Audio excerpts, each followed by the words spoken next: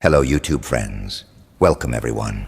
Before you get comfortable, please take a moment to like the video and subscribe to the channel if you haven't already. Also, let us know where you're watching from and what time it is there. What sleeps beneath Wicker Hollow? Chapter 1. The Letter. Abigail Moore had always felt like an intruder in her own life. At 32, she lived in a cramped Brooklyn apartment with plants that never grew and a ceiling that leaked whenever it rained. She illustrated children's books, though she'd never had a child or even a partner who wanted one. Her life had a flat rhythm: coffee, drawing, emails, insomnia, repeat.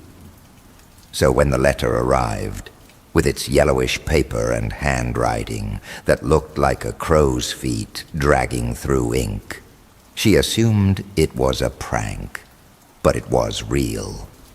To Miss Abigail Moore, you are the last surviving blood of Miriam Moore, keeper of the seal, and are thus entitled to the property and duties associated with the Old Manse at 17 Wicker Hollow Lane in the township of Wicker Hollow, Massachusetts.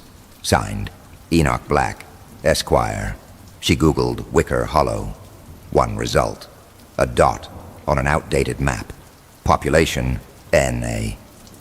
2 days later, curiosity, boredom, and a sense of obligation had pushed her to rent a car and drive north. Wicker Hollow wasn't a town. It was a memory. The road ended in what once might have been a square, now swallowed by forest. Houses stood crooks like teeth in a broken mouth. Hers, the one at 17, looked like something out of a grim tale.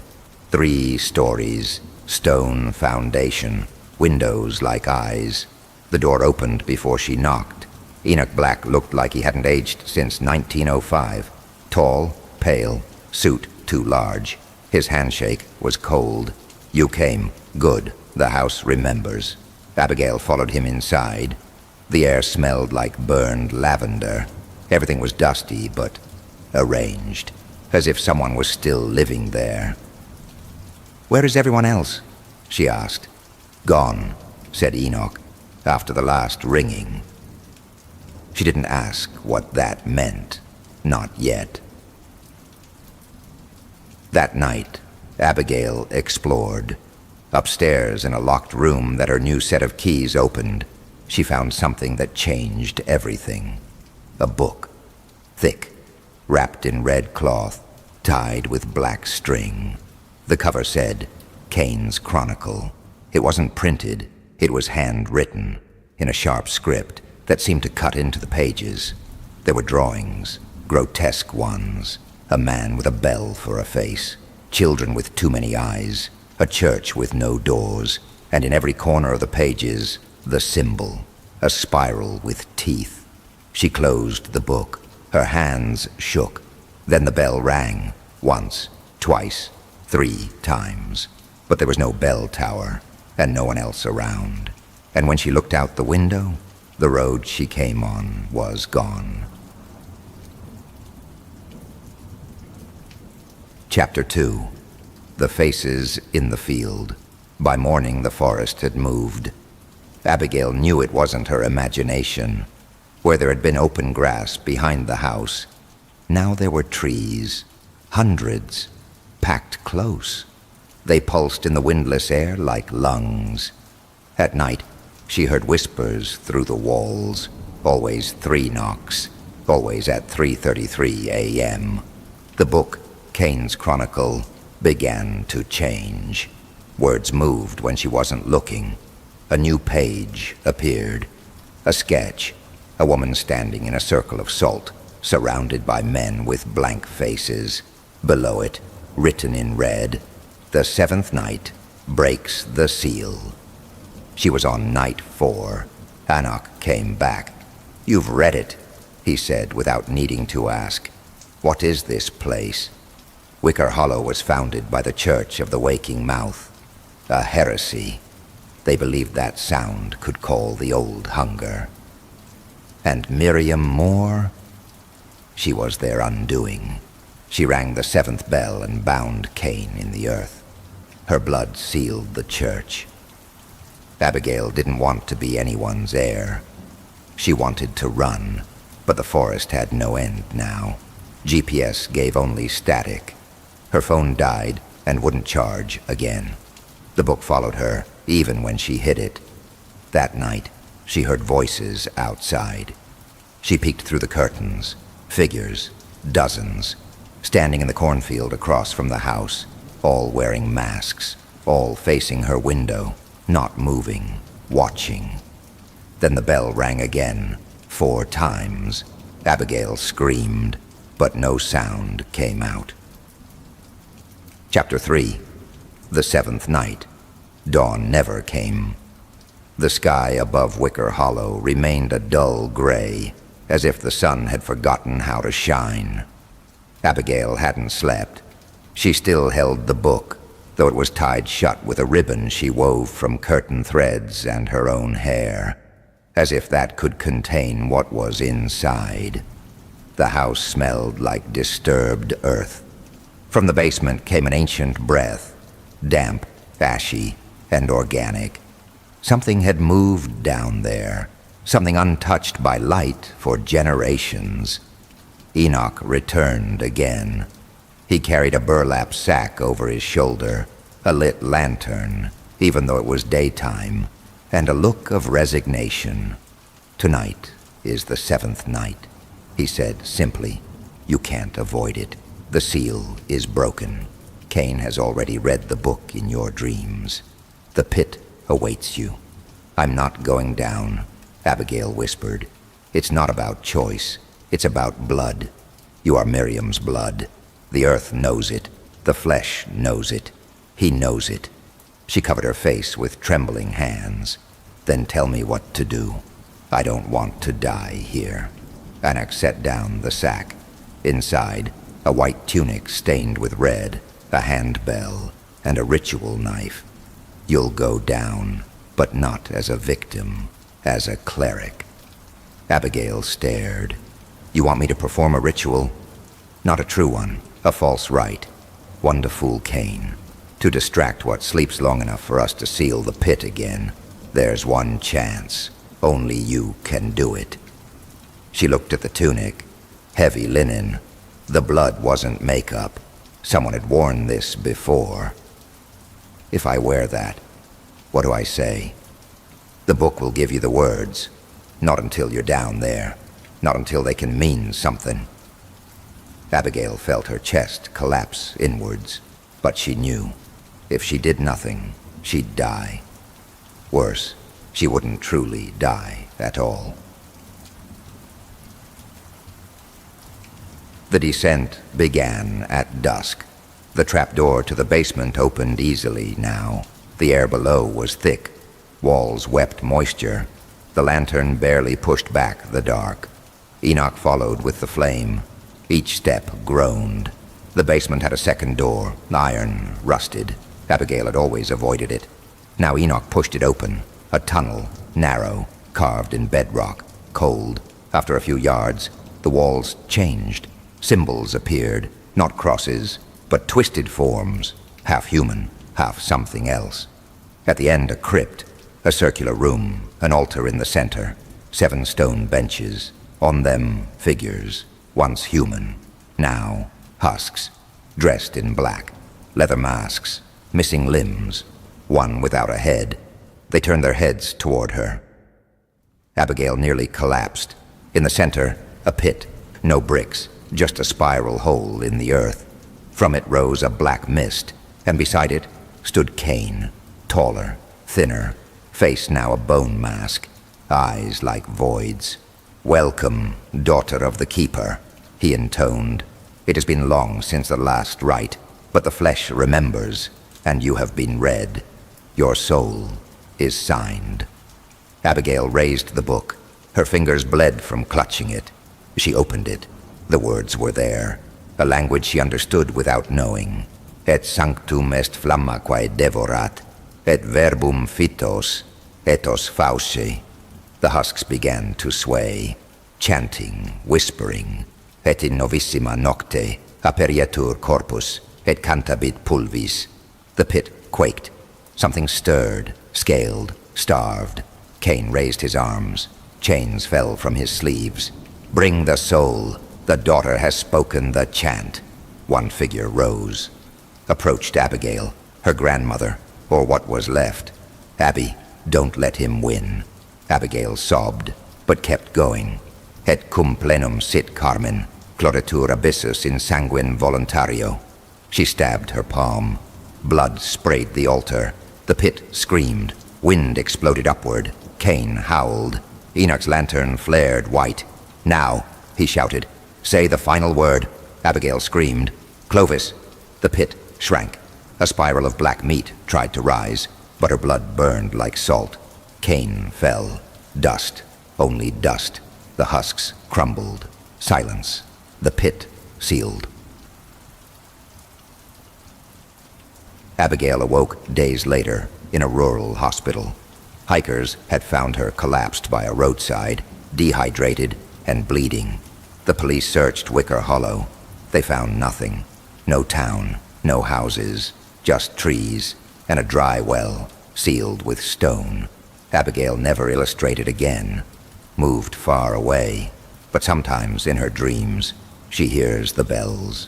1, 2, 3, and every time she wakes up with blood under her nails and the black book on her nightstand. Chapter 1. The Arrival. Caleb had never heard of Ashford Hollow before. It was one of those small towns in rural America, hidden between hills and forests, almost forgotten by time and the world. But when he received the letter from the anonymous sender, inviting him to document the strange phenomena occurring there, he couldn't resist.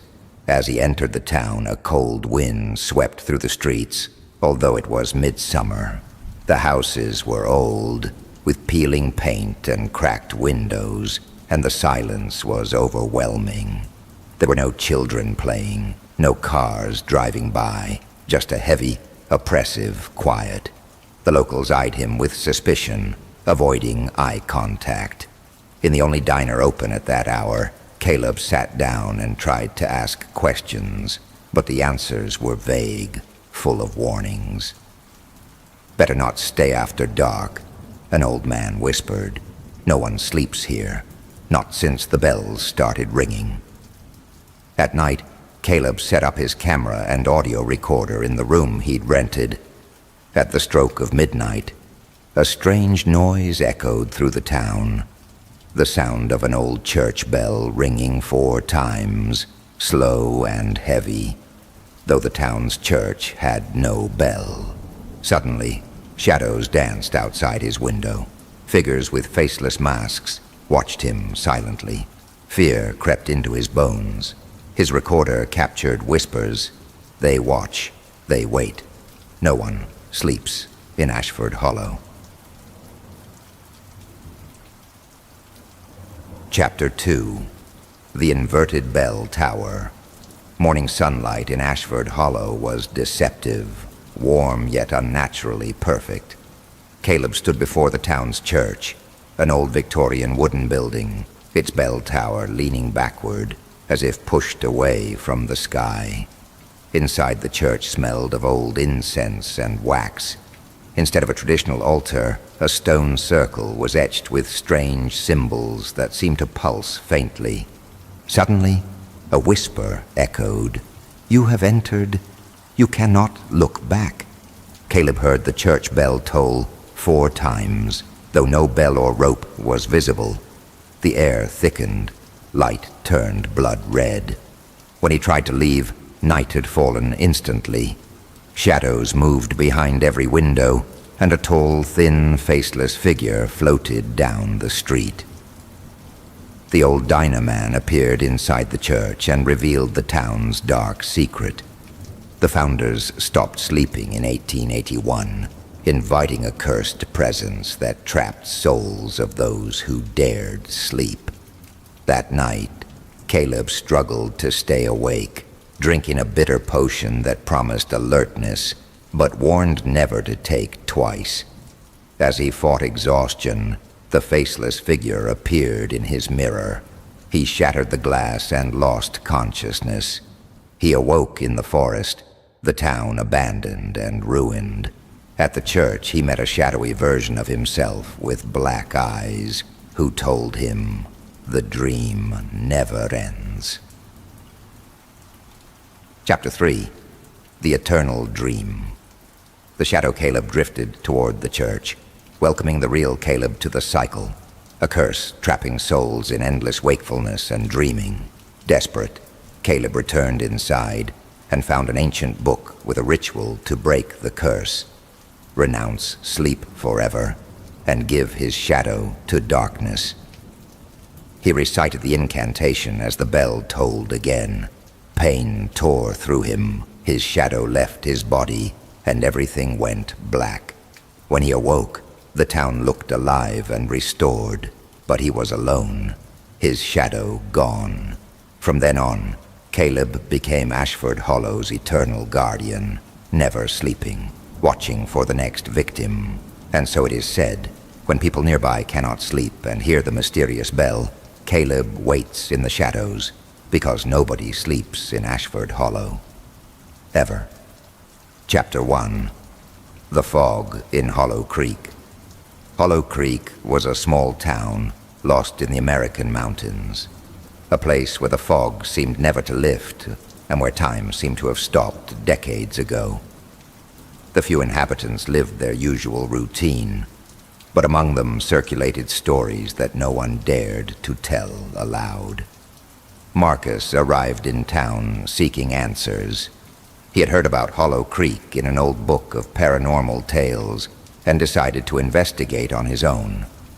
As soon as he arrived, he felt that something strange hung in the air, a presence that made itself felt without showing. On his first night, while walking through the fog-covered streets, he saw a figure at the edge of the forest, a woman in a white dress, covered with a veil that hid her face. He tried to approach, but the figure disappeared among the trees. The townsfolk warned him not to go near the forest, that there were things there he did not understand. But Marcus, determined, kept investigating and discovered that every disappearance that had occurred in Hollow Creek was related to that forest and a dark presence they called the Whisper. Chapter 2. Echoes in the Fog. Since that night, when Marcus first heard that whisper that seemed to come from the very darkness, nothing was the same in Hollow Creek. Each day that passed, he felt more trapped in an invisible web that the town, with its silence and evasive glances, had woven around him. At dawn, the fog covered the streets like a thick blanket, hiding almost everything from sight.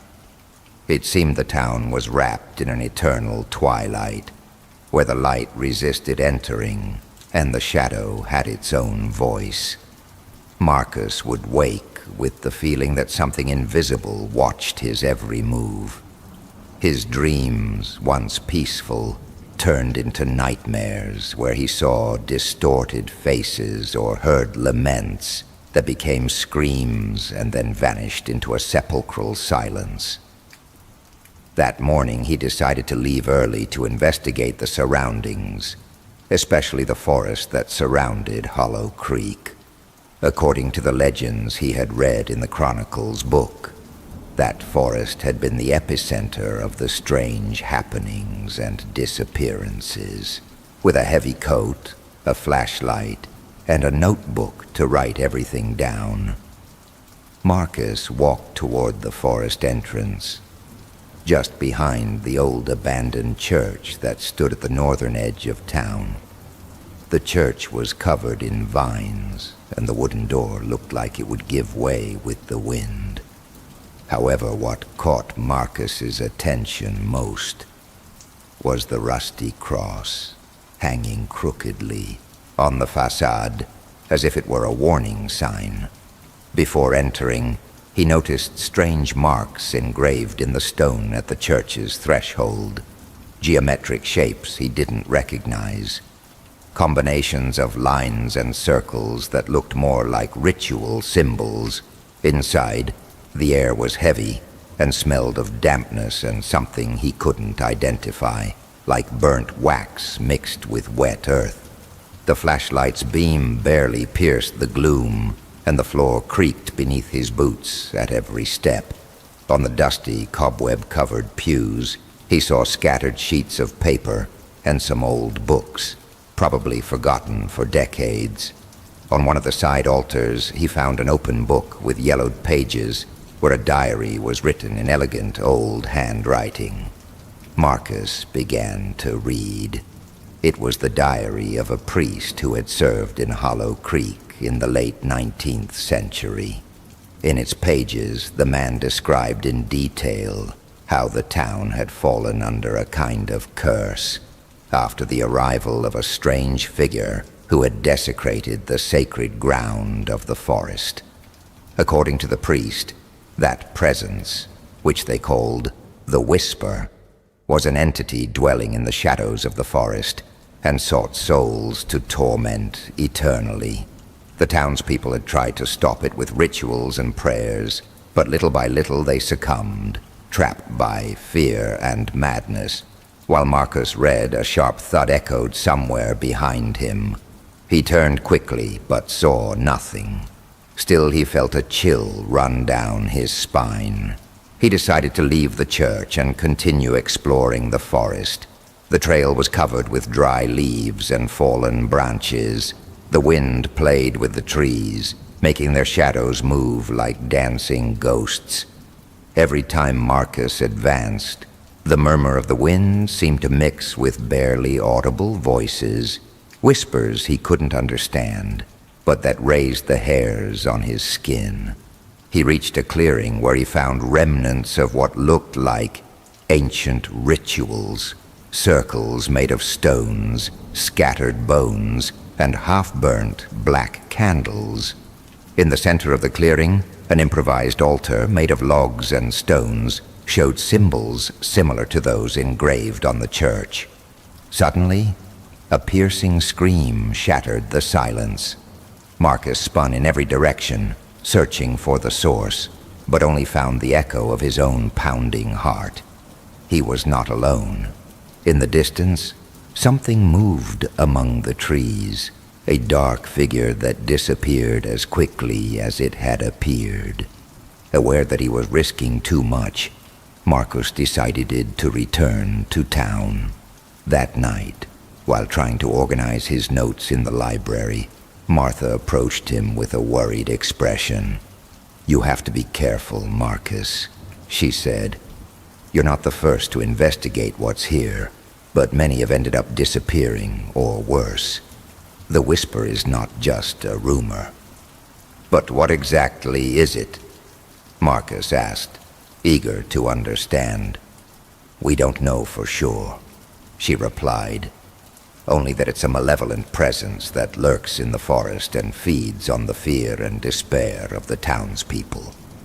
Some believe it's the spirit of someone who died cursed. Others think it's an ancient demon." "Why doesn't anyone leave?" Marcus insisted. "Because the town is trapped," she answered, "and because Hollow Creek's history is tied to that presence. If someone leaves, the Whisper grows stronger." In the following days, Marcus kept feeling that presence, that constant watch. Nights were the worst. At home, he heard footsteps on the porch, whispers leaking through the window cracks, and a sensation of being watched that kept him from sleeping. One night, he decided to investigate. Flashlight in hand, he walked through the fog-covered streets. In the Central Park, right where years ago he had seen the veiled woman, he saw a shadow again, vanishing in the mist. He cautiously approached and found an old medallion on the ground. He picked it up and saw a symbol engraved on it, matching the one in the book and the marks on the church. It was a circle intertwined with lines, a design resembling a seal. When he touched the medallion, a wave of cold wrapped him, and he clearly heard the whisper ordering him to leave. But Marcus was determined. He knew that to understand Hollow Creek, he had to face what lurked in its shadows. Slowly he began to notice that his reflection in mirrors didn't always respond the same, that shadows in corners seemed to move on their own, and voices whispered secrets in forgotten tongues. That night, as he wrote in his diary, he felt an invisible hand touch his shoulder. He turned sharply but saw no one, only the thickening darkness closing in, as if the forest had extended its roots inside his house. The reality of Hollow Creek was clear. It was not a dead town, but a place where something dark lived, breathed, and waited. And Marcus knew the true test was just beginning. Chapter 3. The Whisper Revealed. The following weeks were an unstoppable descent into madness for Marcus. Every night was a torment, and every dawn barely a respite, before the darkness devoured what little sanity he had left. The fog that wrapped Hollow Creek not only hid the forest's secrets, but seemed to infiltrate his mind, clouding his thoughts and distorting reality. But Marcus was determined to end it. He had found in the priest's book ancient rituals and symbols promising to seal or banish the dark presence tormenting the town. He knew he would risk everything, but the alternative was living as a prisoner of the shadow-consuming Hollow Creek. One night, under the new moon that barely let the landscape be glimpsed, Marcus left with the medallion in his pocket, the flashlight, and a packet with the ingredients described in the ritual: coarse salt, a rusty dagger he had found in the church, black candles, and an ancient crucifix. The forest awaited him. Crossing the line where the last house disappeared, the fog became almost tangible, dense like a wall. Shadows moved around him, whispering incomprehensible words, twisting into dark figures that seemed to want to trap him. Marcus walked firmly toward the clearing, where he had found the improvised altar days before. In the center, under the flickering light of his flashlight, he began drawing the medallion's symbol on the ground with salt. He placed the candles, forming a circle around it, and with a trembling voice began reciting the ritual's ancient words. The atmosphere turned electric. The air vibrated with dark energy, and the ground seemed to pulse beneath his feet. Suddenly, a shadow emerged from the forest, much more tangible than before. A tall figure, hooded, with bony hands, and eyes glowing like burning coals. "Why do you disturb my rest?" The voice was a whisper that turned into a scream echoing through the forest.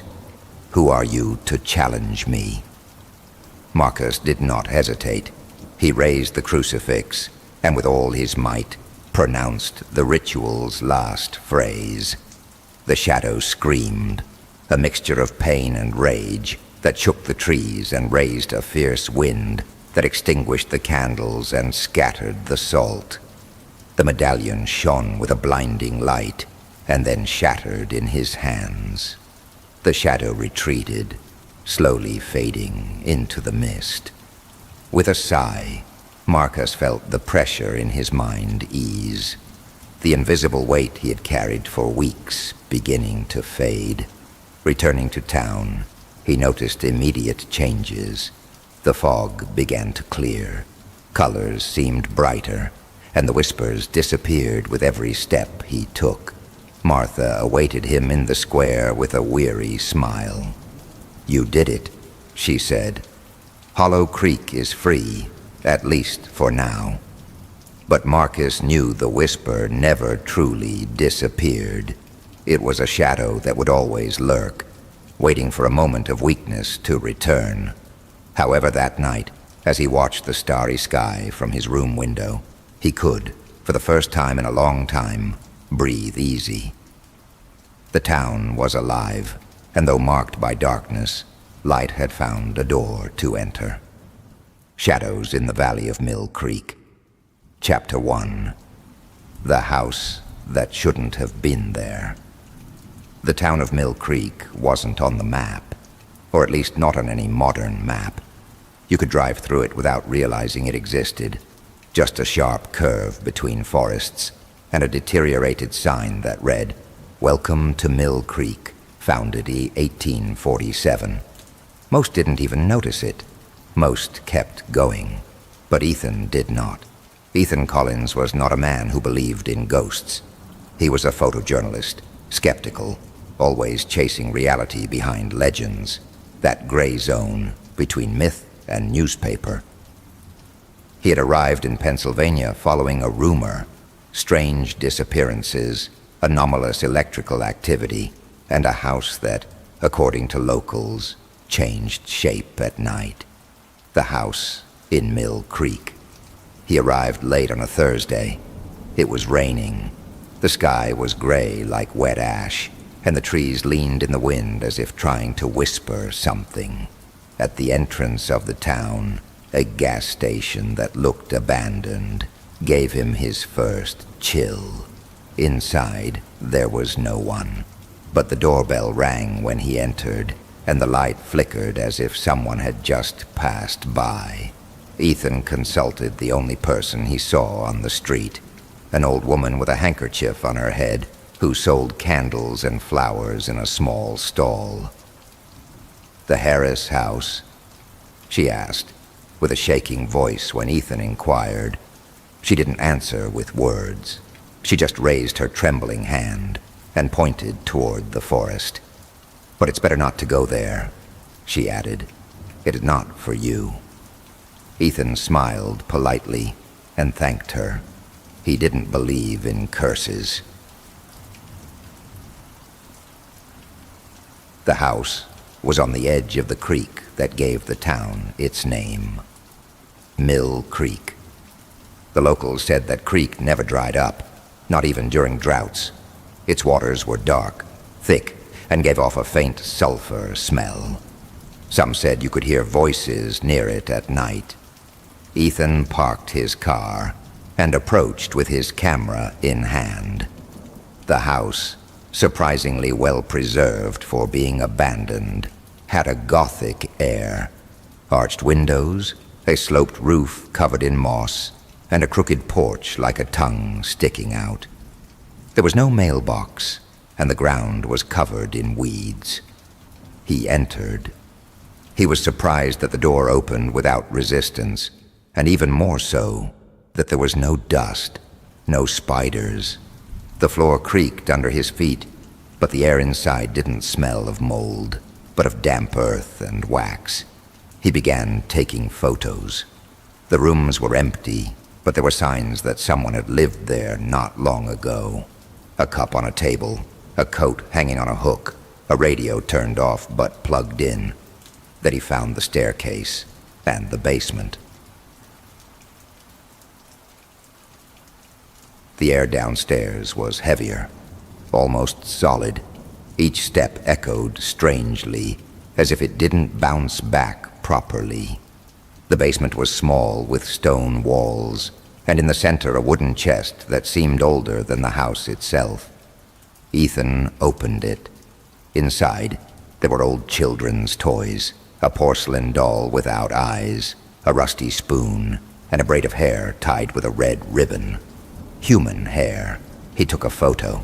Then the radio upstairs turned on. Static. A child's voice. A low laugh. Ethan froze. He went back up with a pounding heart and found the radio crackling on the table. He unplugged it. It kept playing. He grabbed his camera and ran. He didn't see the figure in the mirror, nor the footprints of mud that began to appear behind him. That night, he stayed in the town's only motel. The receptionist, an old woman with a stiff bun and hands stained with cigarette yellow, gave him a key without asking too many questions. "The house called you, didn't it?" she asked as he turned away. Ethan stopped. "What did you say?" "You heard it. That's why you're here. It's always like that. The ones who arrive because something was missing." He didn't answer, but in the middle of the night, he dreamed of the braid of hair and the voice of a girl whispering his name from under the floor. Shadows in the Valley of Mill Creek. Chapter 2. The Town That Doesn't Speak. The next day, Ethan returned to the house. He didn't know why. He had sworn to leave, to report what he had found. But when he opened his eyes that morning, the image of the braid haunted him like a pulse behind his eyelids. The whisper from the dream still echoed in his ears. "Come back." So he returned. The house looked slightly different. The front window was broken, though the day before it hadn't been. The moss on the roof had spread, and the porch planks seemed more warped. Still, he entered. There were children's drawings on the walls now, drawings that hadn't been there the day before. Crayons had traced uneven lines, a house, a stick figure, a river, and a dark stain with arms and teeth. Some drawings had names, but all were crossed out, except one, Ethan. His hand trembled. He continued photographing everything, trying to understand. What was this? A sick prank? A collective hallucination? Had someone sneaked in after him? He reached the room where the chest had been, but it was gone. Now there was a trap door, and from it rose a smell like wet roots and burned hair. In the town, people avoided his eyes. He tried to talk to the mechanic, the grocer, even the postman, but all gave him monosyllabic answers. Some turned their backs on him mid-sentence. Others locked doors as he passed. He entered the library. It was a place buried in dust and silence. An old file drawer contained clippings from local newspapers dating back to 1900. Ethan started reading. Missing children, all aged between 5 and 7, all near the river. One name appeared repeatedly: Amelia Harris, daughter of George and Martha Harris, original owners of the house. Disappeared in 1924. The report mentioned a locked basement and a broken doll. The case was never solved. Months later, George Harris was found drowned in Mill Creek, with his eyes open and his mouth full of mud. Martha was institutionalized after saying her daughter spoke to her from the mirror. The house was abandoned after that, but stories continued. New tenants, similar events, always the same age, always the same signs. Toys moving on their own, water on the stairs, children saying they saw a girl without eyes. Ethan copied the documents. As he left, the librarian stopped him. A woman in her 60s with 2 braids and a cloudy eye. "You've seen her, haven't you?" Ethan hesitated. "The girl?" The librarian nodded slowly. "She doesn't want to be forgotten. That's the worst part. It's not that she wants to leave. She wants to stay. She wants others to remember her, feel her, fear her." Ethan left without saying a word. But that night he dreamed of her again, and this time she had his face. He returned to the house with a flashlight and a recorder. He had to know what was under the trap door. He opened it. A damp tunnel stretched below, earth and stone, carved like an old root cellar. He descended slowly, each step trembling. The walls had symbols, claw marks, names etched with nails. And then he found the room, a round chamber, damp, with a pool of water in the center, and in the pool, the chest. He opened it. Inside was the doll, and the braid. But now, the doll had eyes. His eyes. He screamed. When he turned around, there was a child. No face, just a blur of shadow and breath. "Give it back," it said. Ethan stumbled back, climbed the stairs, ran without looking back. He doesn't remember how he got back to the motel. But the next morning, the braid was on his pillow, wet, with one of his teeth wrapped in the ribbon. Shadows in the valley of Mill Creek. Chapter 3. What the Water Remembers. Ethan no longer slept, not because he didn't want to, but because every time he closed his eyes, the girl was there, closer, more defined, as if drawing from his memories to take shape. He began forgetting things, where he parked the car, what time it was, even what day he had arrived. The town seemed to twist with him. The streets now had different names. The houses were in slightly different places. The people didn't recognize him anymore. The old woman from the motel was no longer at the front desk. In her place was a man who didn't blink and only asked, "Did you bring her something?" Ethan left without answering. He walked through the town in the middle of the afternoon, but the light was pale and trembling, as if it didn't want to touch the ground. Mill Creek no longer seemed like a place. It felt like a memory, and not a good one.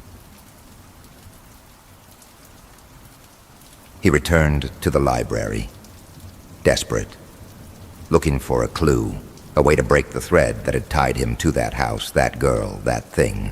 The librarian was no longer there, but on the main table, someone had left a file. Inside were photos, his, taken with his camera, images from inside the house, the drawings, the chest, the braid. But in each photo, there was a shadow next to him, a child's silhouette, touching his shoulder, looking at him from the corner. He flipped the last page. It was a photo of himself sleeping in the motel, with the braid in his hand. The date was that very morning. He dropped everything and ran, but the streets no longer led where they should. Every corner brought him back to the house. He tried to drive away. His car wouldn't start. He tried to call someone. No signal. He screamed for help. Only the wind answered, carrying water vapor and a girl's laugh. That night, he entered the house one last time. Not because he wanted to, because he had no other option. The door opened by itself. Inside, everything was wet. The walls leaked water. The floor creaked like soaked wood. His steps echoed like drops in a well. The trapdoor was already open. He went down without resisting. The tunnel now had lights, lamps of yellow glass that turned on as he passed. The walls pulsed like a heartbeat inside the earth. And the chamber? The chamber was full of dolls, hundreds, all with human hair, all with names stitched into their dresses. One had his name, Ethan. He knelt. The braid was on the altar, floating in a bowl of black water. "What do you want?" he whispered. The girl appeared behind him, now visible, now whole, pale with long black hair and eyes like a blind animal. "To stay," she said. "I don't want to leave, but I need someone to remember, someone to carry me." Ethan cried. He didn't know why. She touched his chest, and he saw. He saw every child she had touched, every mother who had screamed. Every night the house changed shape to attract a soul. He saw the man who built the basement, the priest who tried to bless the place and went mad, the children who left drawings before being forgotten. And he saw himself as a boy, looking into a mirror, and her behind him, smiling. He'd always known. He'd always carried her. She wasn't a ghost. She was a memory that chose a body to inhabit. and now she chose his. They never found Ethan, only his camera, wet. Inside the Harris house, now collapsed. The town of Mill Creek no longer appears on any map. Some say it never did, but sometimes on quiet nights in Pennsylvania, you can hear a voice whispering from under the floorboards of abandoned houses. Do you remember me? Route 77, The Hollow Trailer. Chapter 1, Kilometer 434. The road was an endless thread of cracked asphalt that meandered between dry hills and twisted trees, like old men weeping their shadows. Route 77 was one of those roads that the maps barely indicated, with a thin line, almost as if the cartographers had wanted to forget it. It was used mainly by trailers seeking to avoid the interstate checkpoints, or by those who simply had no other choice. That night, the engine of Julian's Kenworth W900 roared loudly against the warm New Mexico desert breeze. The radio was barely picking up static, and the digital clock read 2:17 a.m.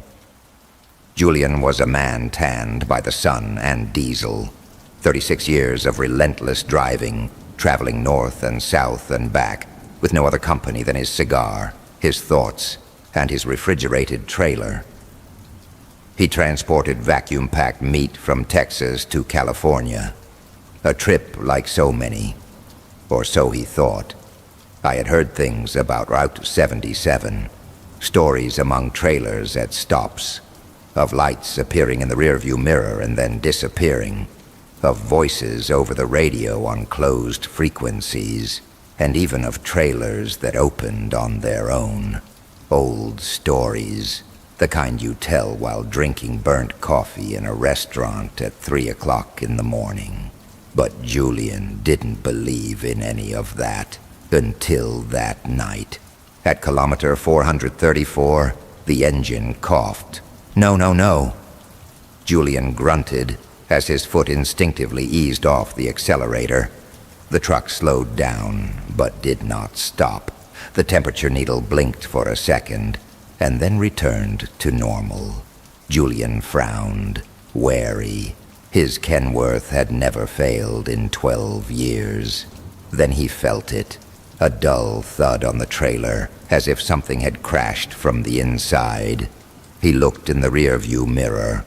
Nothing. Another bump, this time harder. The truck shook slightly. What the hell? He said quietly, as he slowed to a stop on the shore. He put on his gloves, grabbed the flashlight from the dashboard, and climbed down. The dry desert wind kicked up fine dust that snuck up his nose. He walked to the back of the trailer, and when he got there, slid the latches. He hesitated a second, then he pulled the doors. The cold of the compartment enveloped him like a slap in the face. Everything seemed in order. The boxes of meat stacked, the metal structure clean with no signs of anything out of place. But then, a puff of mist came out from between the boxes, as if someone was breathing in there. Julian froze. It wasn't steam from the system. It was too human, too dense, like breath in winter. "Hello?" he asked, swallowing his breath. Silence responded. He took a step into the trailer. His flashlight flickered a little, and the light danced on the boxes. And then she saw him. A footprint, a wet mark on the metal floor, as if a bare foot had stepped on ice. And not just any footprint. The toes were long, thin, too long. He stepped back. He closed the doors quickly and locked them. He climbed into the cabin, sweating despite the cold. He didn't say a word. He just started the engine, which luckily responded instantly. He stepped on the accelerator hard, wanting to leave that cursed kilometer behind. But the radio turned itself on. A click, followed by a soft, distant, female voice, like an old recording. Why did you leave me here? Julian gritted his teeth. He hit the radio panel until he turned it off. The sound stopped, but the blow on the trailer returned. This time, it was a long scratch, from the inside, tearing the metal. "Damn it," he shouted, not daring to stop again. For the next 30 kilometers, Julian felt something moving inside the trailer. It couldn't possibly be a person. It was a sealed compartment, refrigerated, with no way for anyone to survive in there. And yet the bumps, the scratches, the footprints, everything pointed to a presence. After 3 a.m., he decided to stop at an old gas station that still used manual pumps. A lonely booth on the edge of the desert. The attendant, an old man with a ragged voice and a dusty hat, offered him a coffee. "Are you coming for the 77th? asked the man as he filled his glass with foam. "Yes," answered Julian without enthusiasm. "Did something strange happen to you around kilometer 430? Julian looked at him. "How do you know that?" The old man smiled without showing his teeth. "Because no one goes through that stretch without taking something." "Take what away?" "Someone." The old man sipped his coffee. "That part of the road, it's like a hook. It grabs those who have left but don't want to stay dead. He puts them in trailers, in trunks, in empty cabins. They wait for someone to pull them out. And if you ignore them, they get angry." Julian laughed nervously. "Are you saying I picked up a ghost?" The old man shrugged his shoulders. "I just fill up coffee. But if you hear the voice again, don't respond. Never respond." Julian left the station with a more restless soul than before. He climbed into the truck. He checked the trailer locks one more time. Everything seemed locked, airtight. He started the engine. The radio came back on by itself, but this time it wasn't a voice. It was a child's laughter, light, like that of a child hiding in the closet. A laughter where there should be no one. And then, a whisper. "We're almost there, Dad." The flashlight fell from his hands. The blood drained from his face. He had no children. He never had them. Chapter 2. The Open Trailer. The early morning was enveloping everything like a wet sheet. Julian drove with his eyes wide open and his knuckles tight on the steering wheel. He had forcibly turned off the radio, disconnecting the panel fuses to make sure it wouldn't come back on. But still, he still heard the voice. Not from the radio, no, but inside his head, as if someone was breathing very close to his ear and talking to him from behind, in the tiny space between the back of the seat and the cabin wall. "We're almost there, Dad." The truck roared down the road, devouring kilometers. But no matter how far it went, the GPS kept marking the same coordinate. Kilometer 434. He had traveled almost 50 kilometers from that point, and yet the system insisted. Kilometer 434. Kilometer 434. Kilometer 434. Kilometer 434. "This is a glitch for sure," Julian whispered, trying to convince himself. But as he glanced in the side mirror, his heart skipped a beat. The rear door of the trailer was slightly open, just a little, just a few centimeters, but enough to see that the cold was coming out in the form of fog. And the worst, a small, white hand leaning from inside over the edge of the door, as if someone was peeking in. He slammed on the brakes. The screeching of the tires tore through the silence of the desert. He climbed down from the truck shaking, flashlight in hand, and rounded the back. The right door was moving slowly in the wind. The latch was cracked, as if something had broken it from the inside. "No, it can't be," Julian whispered, breathing heavily. He pushed open both doors, expecting to see the messy meat packages, but no, they were perfectly aligned. Every box in its place, every row as if absolutely nothing had happened. There were no signs of violence, no hands, no footprints, no breath, just a strange detail. On top of one of the boxes, neatly folded, was a small, pink, elephant-patterned baby blanket. Julian took a step back. He had never transported personal belongings, just meat, always meat. How did that blanket get there? He touched it with his fingertips. It was warm, not cold, as it should be inside the refrigerated trailer. Warm, as if someone had used it just a few minutes ago. Then the flashlight flickered. "No, don't turn off," said Julian, tapping her with his fingers. The light returned, and in that instant, he saw her, the girl, sitting on one of the boxes in the background, pale, barefoot, in a threadbare white nightgown. She was no more than 8 years old. Her long, damp hair fell over her face. Her gaze was a bottomless pit. "Dad, why did you leave me?" Julian stumbled backwards, falling on the dry earth. The lantern rolled away, and when he looked again, the girl was gone. Just the blanket, stirred by an interior breeze that made no sense. He slammed the doors shut. The locks were still broken, so he crossed a taut rope from side to side, knotting it with trembling hands. He climbed into the truck, breaking out in a cold sweat. His heart was pounding. He wasn't crazy. He wasn't. At least, I wasn't until that night. At 4:40 a.m., he decided to stop at a transient motel, one of those places that survive on the margins of the map, with half-lit signs and sleepy receptionists. He asked for a room without looking the receptionist in the eye. "How many people?" asked the bored young man. "One. Just me," answered Julian. The receptionist wrote something. Then he raised his head.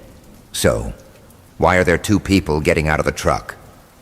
Julian turned his head slowly, his stomach cringing, and there it was again. The girl, standing next to the trailer, watching it, motionless. But when he looked a second time, it was gone. "All right, sir." Julian took the key without responding. The room was dark, with an expired bed and a TV that didn't work, but at least it had a hot shower. For a few minutes the water washed away his sweat and fear. He closed his eyes, leaning against the tiled wall. He felt a little more human, but when he came out of the bathroom, he noticed it instantly. The blanket. It was spread out on the bed. The same pink elephant blanket, placed carefully, as if someone had settled in to sleep there. The scream stuck in his throat. "What do you want from me?" he finally shouted, his eyes wild. And then the voice answered. Not from the radio, not from the girl, but from inside her head. An older, more broken voice. "I want you to take me home." That night, he did not sleep. At dawn, he started the truck. He had to go on. He just wanted to deliver the load, get paid, and forget about everything. He passed through a small, dusty town where the sign read, El Vado, New Mexico, founded in 1891. He stopped the truck in front of a roadside diner for coffee. He entered, trembling, with sunken eyes. "What's the matter, friend?" asked the waitress, a short-haired woman with a hard look. "Do you know this area?" asked Julian. She nodded.